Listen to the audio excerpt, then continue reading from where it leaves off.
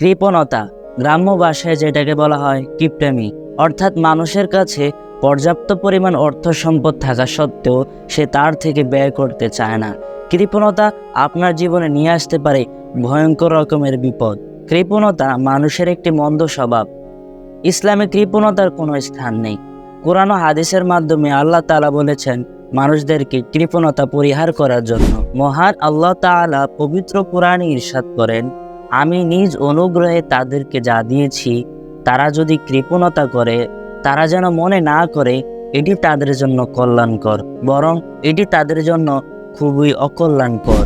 অর্থাৎ কৃপণতা করে আপনি নিজের কাছে যতটুকু অর্থ রেখেছেন, আল্লাহ হয়তো আপনার জীবনে এমন কোনো বিপদ দিতে পারে যেই বিপদ থেকে উদ্ধার হওয়ার জন্য আপনার কাছ থেকে এর থেকেও বেশি অর্থ ব্যয় হতে পারে।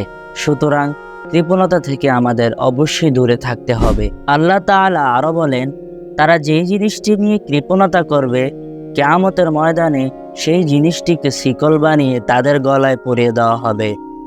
এবং রাসূল সাল্লাল্লাহু আলাইহি সাল্লাম বলেন, তোমরা কৃপণতার ব্যাপারে সাবধান হও, কেননা তোমাদের পূর্ববর্তীরা কৃপণতার কারণে ধ্বংস হয়েছে। অর্থলোভ, সম্পদ লোভ তাদেরকে কৃপণতার নির্দেশ দিয়েছে। চলুন আর দেরি না করে মূল বিষয়ে চলে যাই। ইসলামে 3 শ্রেণীর মানুষকে কৃপণ বলা হয়। নাম্বার 1, যে প্রয়োজনীয় খরচ করে না। যে ব্যক্তি তার সামর্থ্য থাকা সত্ত্বেও সে প্রয়োজনীয় অর্থ ব্যয় করে না, তাকে কৃপণ বলা হয়। নাম্বার 2, যে যাকাত দেয় না। অর্থাৎ যাকাত দেওয়া কোনো ব্যক্তির উপর ফরজ হওয়ার পরেও সে যাকাত দিতে অস্বীকৃতি জানায়, তাকে ইসলামিক দৃষ্টিতে কৃপণ বলা হয়। আল্লামা মুফলি রহমতুল্লাহ আলাইহি বলেন, যাকাত না দেওয়া কৃপণতা। যে ব্যক্তি ঠিকমতো যাকাত আদায় করলো সে যেন কৃপণতার দোষ থেকে মুক্তি পেল। নাম্বার 3, ফরজ খাতে ব্যয় করা।